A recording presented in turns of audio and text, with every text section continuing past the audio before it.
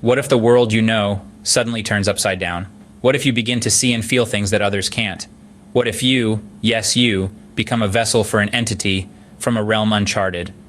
Today, we delve into the chilling world of exorcism and possession through the eyes of those who have lived it.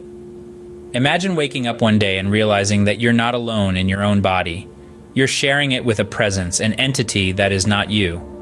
This is the unnerving reality that Sarah, a woman from a small town in Kentucky, had to confront. Sarah describes her possession as an out-of-body experience. She could see herself acting, speaking, moving, but it wasn't her. It was something else, something dark and sinister that took control. John, a former priest turned exorcist, shares his first-hand account of dealing with the possessed.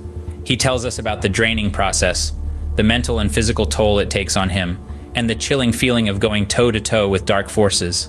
He describes it as a spiritual tug-of-war, a battle for the soul of the possessed. What about the entities themselves? Where do they come from? They are not all the same. Some testimonies speak of spirits that seem to be lost.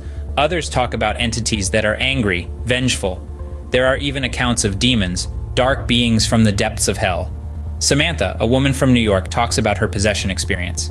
She was haunted by visions of a past life, a life that wasn't hers. She felt the pain, the anger, and the sorrow of a spirit seeking closure. The possession, she says, was like living in a perpetual nightmare. Exorcism, as described by those who have undergone it, is a cathartic but terrifying process.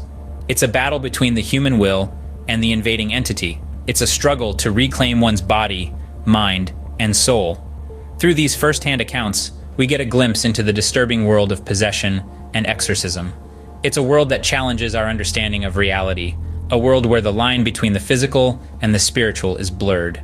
In summary, we've explored the harrowing experiences of those who have been possessed, the draining process of exorcism from both the perspective of the exorcist and the possessed, and the varied nature of the possessing entities.